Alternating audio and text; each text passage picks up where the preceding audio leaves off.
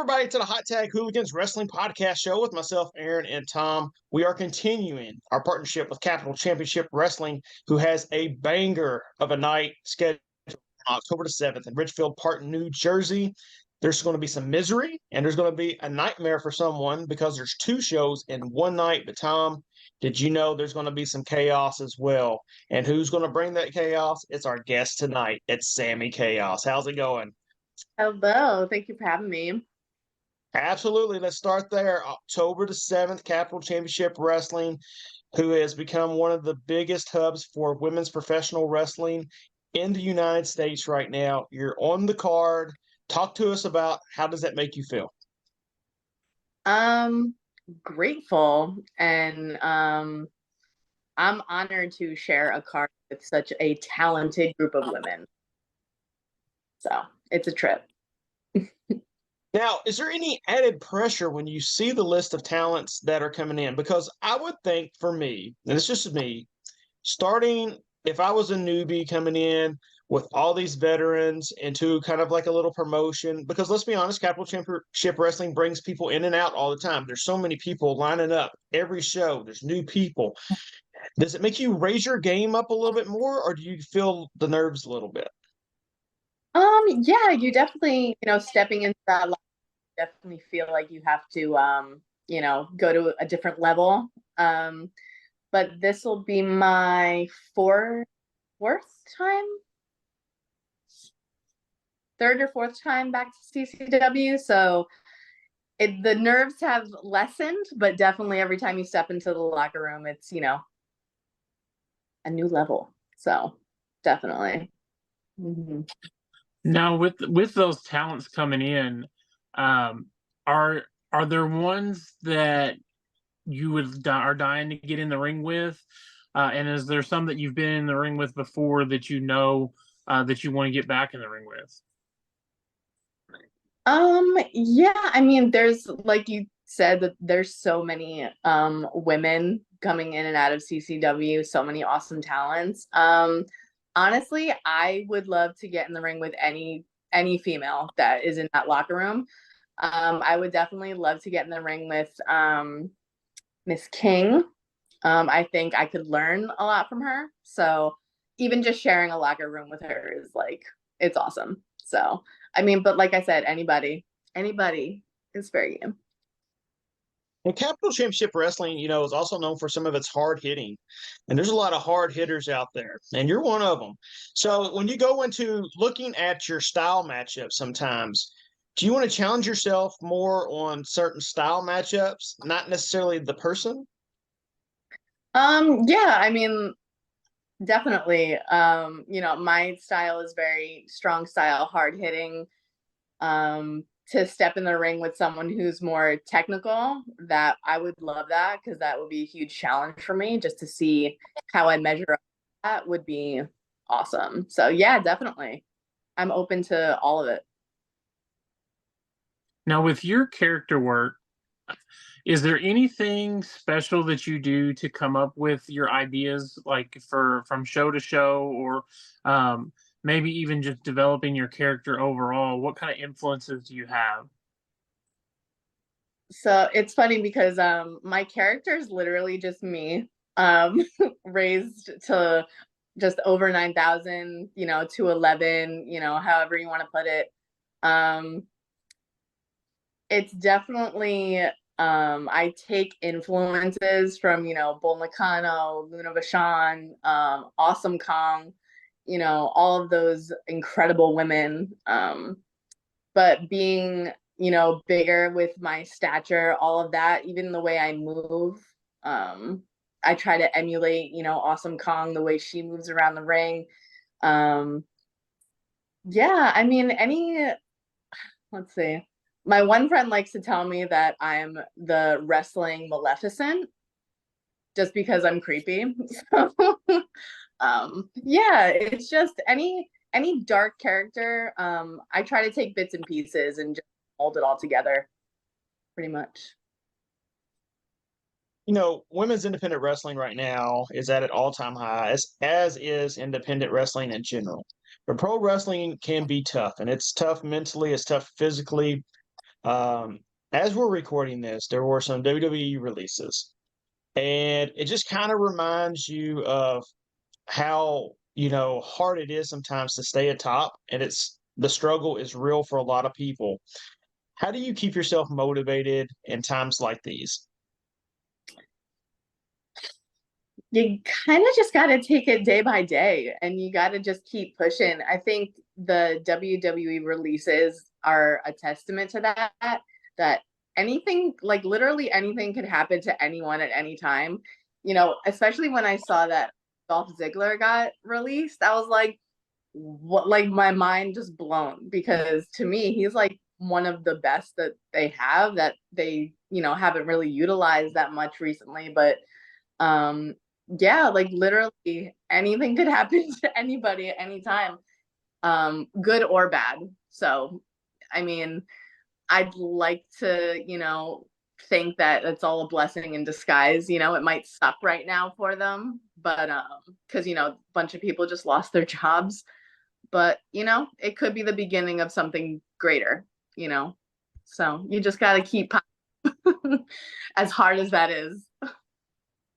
And those talents that were released are all very talented in their own different ways. I mean, and you take somebody like Ziggler, who can do it all, and is very versatile. So I think that when I look at it, you can't just be. It's upsetting, but like I look at, I guess where I'm going with this is, each company is looking at different things for different individuals, and you may be fantastic and wonderful, but if it's not the piece of the puzzle that they're looking for at that moment, then they're just going to look at it as a business. They're gonna utilize the pieces of the puzzle that they want at the moment. So does that motivate you in a way to try to look at what is a company looking for? Like, how do you look backstage and say, am I doing everything that I can be doing? Do I need to do anything different? Are there people that you kind of talk to and ask those kind of questions to, so that you're moving in the right direction for your promotions? Yeah, definitely. It helps to stand out a little bit. I like to look at different locker rooms and see, who utilized the most, how I could attribute to that, how I could level up their promotion, their brand, whatever they're looking for. Not everybody is going to fit the mold for every single promotion, which I had to kind of accept. And it's not always a bad thing, because you don't want to be welcomed into a promotion and then, they don't use you, kind of deal. But definitely, being in the locker room, like with CCW, and being around talent and all the veterans that are in there as well. I definitely talk their ear off, and I ask, advice, any questions that I have. I'm like, so sorry I'm being annoying, but how about this? But yeah, at any opportunity I have, I try to ask questions, even if it's like this, because it all helps. You all take it with you, and whatever, whatever resonates with you, that's what you take with you. So it's always a battle, even it's funny, even when I saw that Nia Jax returned, I was like, if WWE was looking for a big girl, like, I'm right here. But yeah, it is what it is. At the end of the day, they're gonna pick and choose who they want. So it is a business. On the bright side of that, though, there is a double-edged sword to it, because we have seen the people who get released, like a Matt Cardona, Yeah. Who is making a killing on the indies right now. Even someone like a Cody Rhodes, who left because he was not being used, come back, reinvent himself to become the star that he is. But we're in such a place right now where companies like Capital Championship Wrestling and others are able to help provide you all with steady incomes, as well as, the wrestling is really booming right now in North America. And, someone like an Effie, he has no desire to ever go anywhere to a major company at all because he likes his freedom. He likes what he's doing. He likes to have a match against this person and that person, and he's actually being used on every show. Where if you belong to a major company, you show up, you may not get used for months. Not only that, but they can change your character as well. So if someone was ever to say, "Hey, Sammi Chaos, we want to put you in a clown costume and run you out there," are you at a point in your career where you feel like, "No, I'm not doing that because I know who I am and this is what I want"? Yeah, I don't know if, necessarily a clown costume would would suit me very well, but I'm it's funny because one of my coaches also asked me that question. They asked us all that question, if WWE knocked on tomorrow and said we want to completely flip your character and change you, what would you do? And I would really love to, at this point in my career, I'd really love to say, absolutely not. Like, I know who I am and this, that, the other thing. But it's like, for a lot of us, like, that's the dream. So it's like, oh, well, if they have a different character that they think suits me, why not try it? I've never been, not yet. I haven't been in, the WWE setting. But yeah, I mean, I can't speak to whether or not I would or not, because at the end of the day, if they're paying me to do a job, it's a business. So I love Sammi Chaos, but if they need me to be, Chaos the Clown for a run-in spot, who knows? You got to be open to different things. But I completely get why, a lot of people on the independents don't, do that. I completely understand where they're coming from. So, yeah. If they wanted me to dress up as a giant turd to go out there and do whatever, I would do it in a heartbeat. Of course, I'm in a lot different position than you are, but I think I definitely think that it's a different decision for different people. Yes. So you were talking about, fitting in and using, your stature, and you look at somebody like Nia Jax that's coming back, and they use her from time to time, and she's this ultimate heel, and then every now and then she'll be a baby face. Hmm. And do you feel like it's easier for a bigger woman to be able to be that heel, or do you think it's a challenge to be a face? How do you feel in that aspect of it? It's funny. I was just thinking about this the other day. I think a lot of the times we're just painted as monsters, and that's just how we get built, which is fine. Because I mean, for me, that's what I'm going for. But I actually really liked Nia Jax as a babyface. When she went to WrestleMania with Alexa Bliss and she won and like all that, I actually liked her babyface run. I don't know. I'm not loving the heel. I don't love heel Nia Jax. I don't know. I just don't connect with her on that. But I mean, I think again, it's all about, the person. For me, it's easier to be a heel. But when people cheer me, I'm like, no, like I'm a bad guy. Come on. So it depends. Whatever. Yeah, I actually liked her stuff with Shayna Baszler too. I thought they had good chemistry together when they were together. But the one thing, I've always found interesting is, kind of what Tom said. Let's be honest, there's a shortage of bigger women in pro wrestling on the Mhm. major shows. And when they do get a hold of someone, they immediately have to make them into this killer monster. And I think some of them have a whole lot more personality than what they're given credit for. And so do you feel like that sometimes that you're ready to cut loose and let that personality out a little bit more? Yeah, I find myself like smiling and like, I have to remind myself, no laughing, like you be serious, all that. But going into wrestling, I didn't see myself as like this crazy, monster.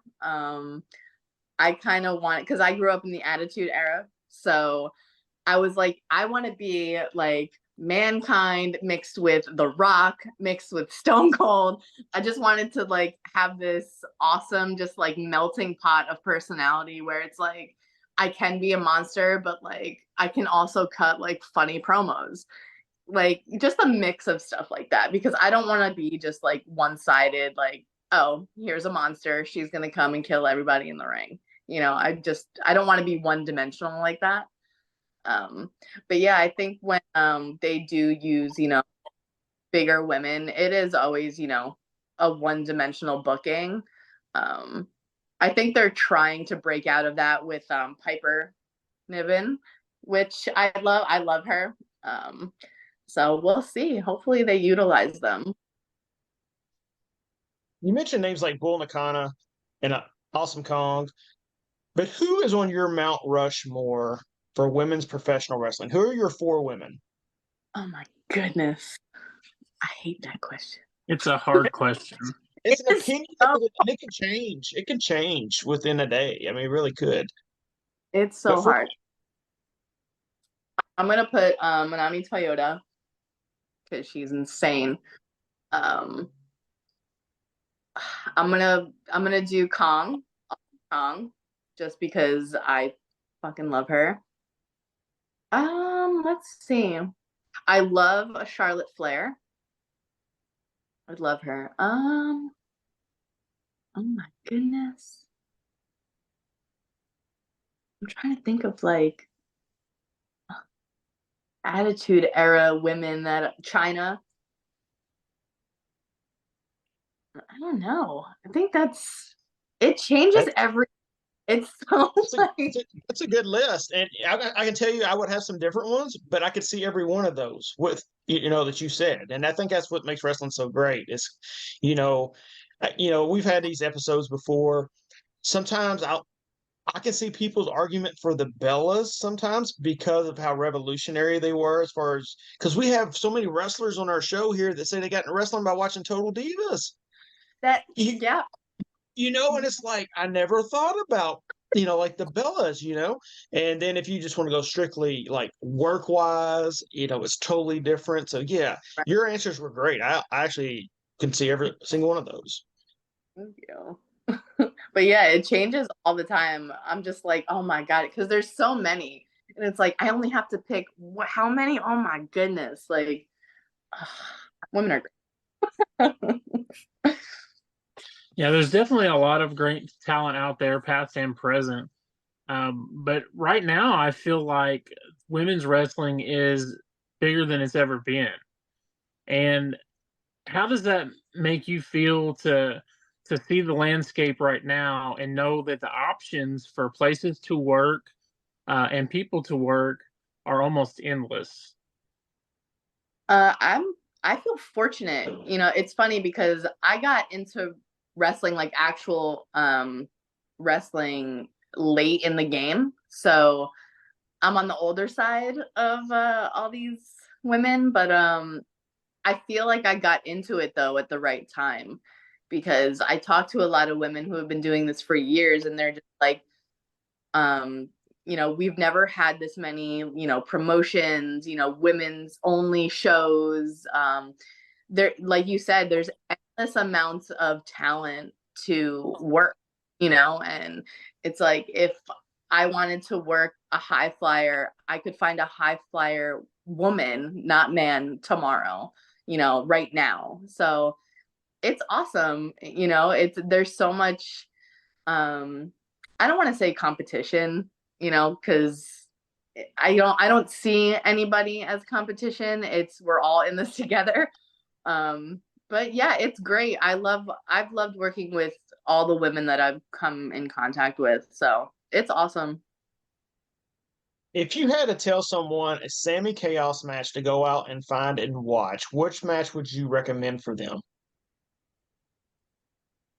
I'm going to say my match against Ruthless Lala. That's by far been one of my favorite matches so far. Yeah, that was a hard hitting match. It sounds like to me that you would be someone who would be very interested if Japan picked up the phone and called and said, "Hey, we need you for a tour," correct? Mm. I'd be like, when? Now? Yes. Yeah, Yeah. it's definitely. I love that too because the women more, and it's just so much about the culture of how women have been treated here in the States for so many years that most of the women that we speak with would rather hop on a plane and go across the world to wrestle than to, maybe be signed with a major promotion. I mean, they want that tour more than anything. Why do you think that is? I think in Japan, they just look at women's wrestling so much different than it's looked at here. It's almost put on a pedestal over there, and they're trained differently. It's just, it's, I don't know. It's just awesome. One of my trainers, Masha Slamovich, she tells me all the time. She's like, Japan is like the place to go, for women's wrestling. They're just, I don't want to say they're respected more, but like almost kind of. But yeah, and they're crazy, like watching Stardom, and